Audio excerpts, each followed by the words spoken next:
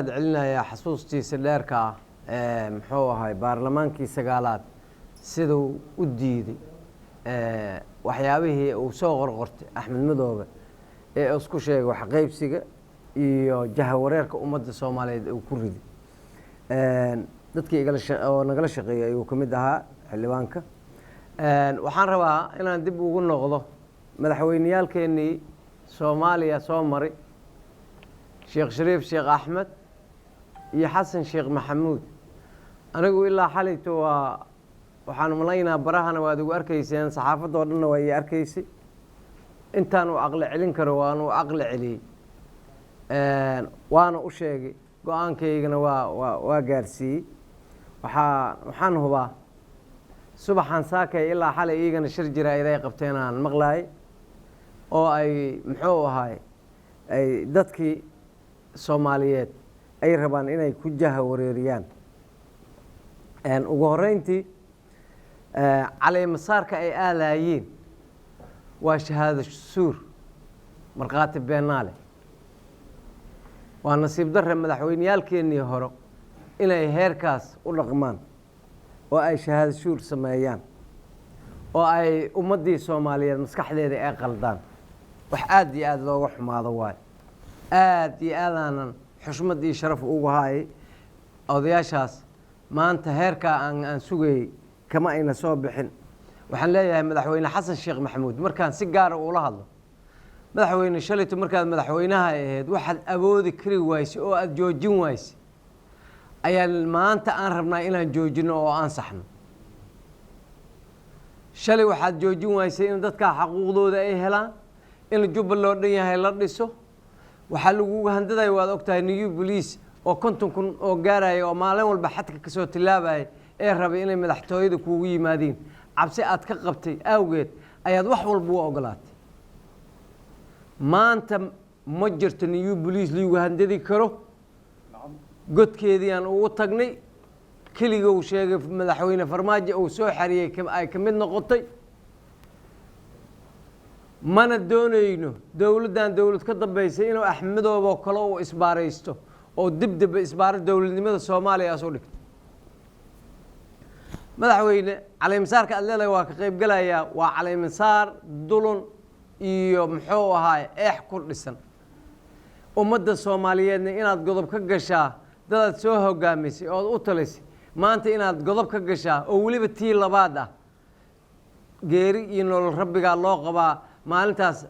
xasuuqa ka baqaysay inaad iska ogolaatid ay ahayd aad tiraahdo dadka xaqooda la siiyo ninkii Ilaahay dilaa dhimanaya qaacidada diinta islaamka nafareys in muxuu ahaay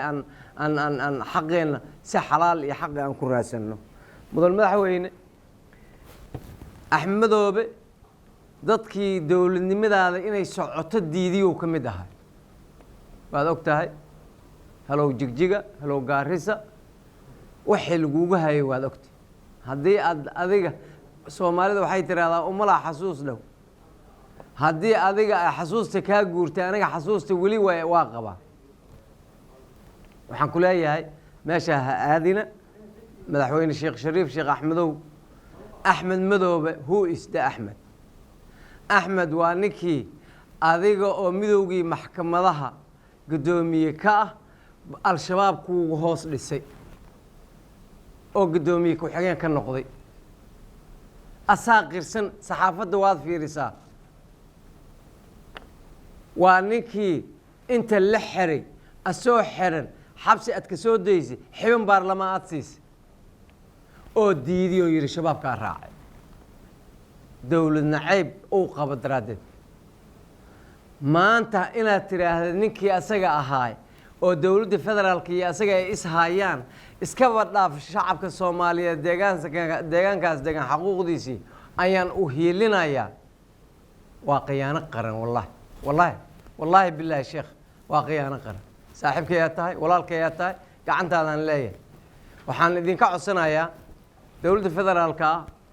juhdi badan ay gelisay markaan dawladda federaalka aan leeyahay isla markii waxay soo xasuusinayaan Farmaajo iyo Khayr anaa ka mid ah dawladda federaalka baarlamaankeedii aan nahay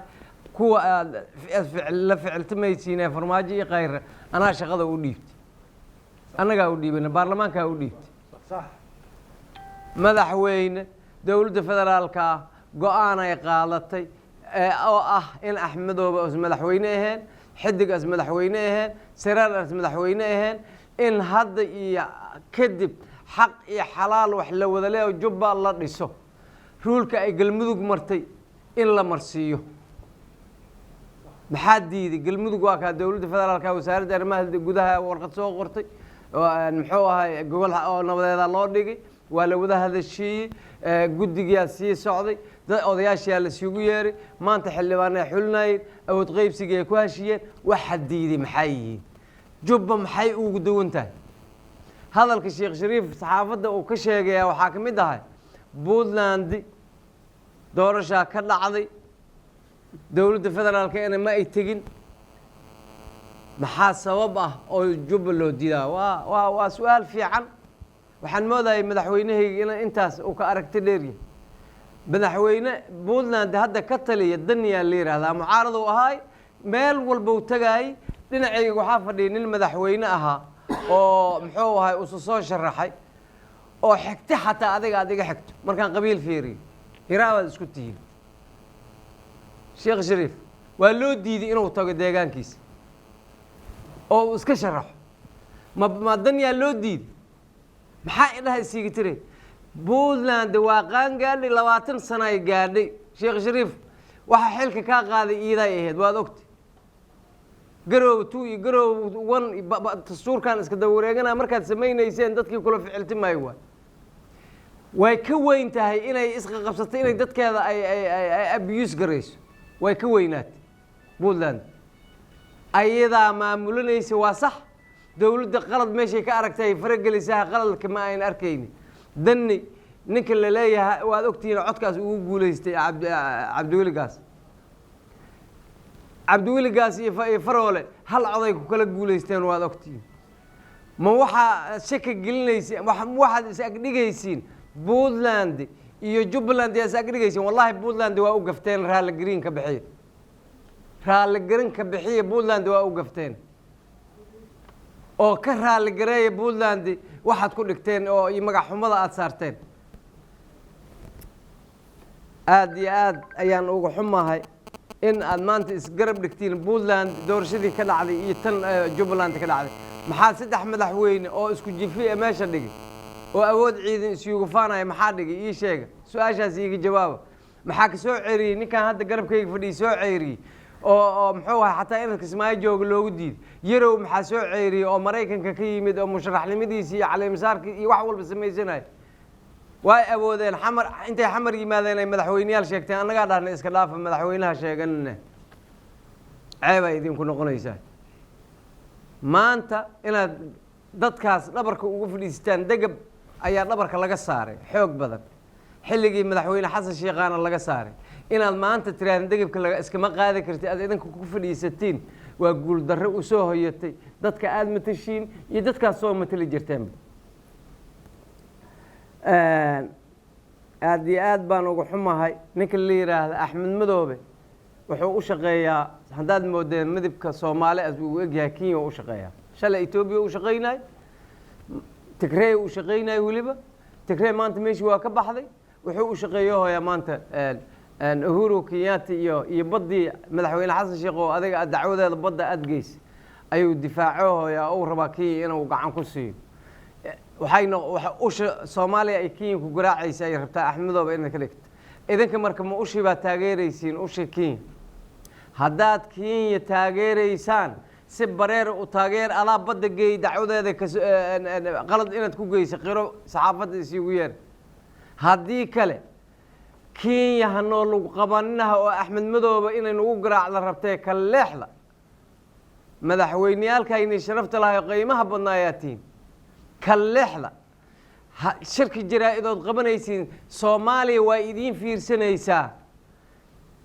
ma axmed madoobaad doorasho ka helaysaa xisbiyaalaad madax u tihiin waa axmed oo qof ah iyo shacabka soomaaliyeed oo jubba degan kumaad cod ka rabtaa adiga waxaad cod ka rabtaa shacab haddaadna cod rabin berrina aadna raalli ku noqon doonin doorashada axmed madooba uu sameeyo kale haddii farmaajo iyo khayra ay sameeyaan aadna raalli ku noqon doonin anigu hasha maankayga gaday masaar baa ilaqday iga taaganta waa garan la'ahay runtii waxay dhaheen dagaalka sheekh shariif wuxuu yidhi dagaalka wuxuu kasoo bilowday guddoomiye jawaari uu kasoo bilowday uu yidhi riditaankiisa war guddoomiye jawaari xildhibaanaad doortay xildhibaanadii doortay ana xilka ka qaaday anaa ka mid ahay dadka xilka ka qaaday 4 biloodaa mooshinkiisa dhabarka uu ii saaraay guddoon kalaan dooranay ha aflagaadaynina guddoonkii kaloo aad dooranay ha cayninaha ha aflagaadayninaha madaxdayni aad tihiin madaxdii dalka soo martay aad tihiin baarlamaanka nuxurkaas ka dhintay jawaari gadaashiisaad leedihiin macnaha guddoomiye muudey iyo guddoomiye mursal iyo dadkaas oo dhan waxba kama jiraan waay macnahaaga yaan loo gafi madaxda idinkaba ladiima gafi jirin ha u gafina ugu dambeyn waxaan ku soo koobayaa hadalkayga dowladdan maanta jirtaa ma diyaar uma aha in dowlado muxuu ahay dowlado goboleedyo dad shisheeye ah gadaal ay ka kaabayiin inay dib dabbo ay lagu qabatayso oo ay dibindaabi ugu samayso dowlad Soomaaliyeed qayrana uu iska baxa farmaajina uu iska baxaya mas'uuliyiinta kale oo imaanaysa waxay rabaan juhdiga maanta la geliye inay biri dowladeena ay ku raaxaysato halka shay oo aan ku soo gabagabaynayo waxa weeye waxaan maqlay inaad bixi rabtiin oo aad Kenya ku laaban rabtiin oo aad muxuu ahay tahriib in soo gashiin aad rabtiin oo helicopteradii Kenya ciidankii muxuu ahay Kenya inay idin soo qaadaan aad rabtiin walaalayaal oo mas'uuliyiin qaran baatiin sharafta dalkaad qayb ka leedihiin tahriib ha gelina sharci darrana ha u gelina tahriib ha u gelina sharci darra tahriib inaad Kenya ay idin soo qaado oo idinkoo dhahay dowladayna eelaboorka noo diiday diyaaradii qaadan lahayd noola diiday helicopter nagu qaad inaad tiraahdin sharaf dhac idinka weyn ma lahaanaysa arrintaas aad damacsantihiin aan maqalnay taageerayaashiina aan ka soo xignay xildhibaanada oo muxuu ahay xisbiyada idinku jiro ayaan ka soo xignay walaalayaal ha samaynina taas aniga gacantiinaan lee walaalkiinaan nahay anigu gacantiinaan lee sharaftiinaan jeclahay ha samaynina hataa axmed madoobe waa la soo qabanayaa dhiiggiisa rashid dhur iyo dhiiggii suldaankii jareer weyne iyo ninka hadda oo meydka ay ugu tageen oo isbedel doonka ah ee isbitaalkan jiifo waa loo maxkamadaynaa waa hubaa my dream riyadayda waa maalin un in loo maxkamadeeyo haddii uu cadaaladda Soomaaliya ka fakadaan tan caalamkaas ka fakanayn ha gacan ha siininaha dambiilaha ha u gargaarinaha madaxweyneyaalkii sharafta lahayd sharafta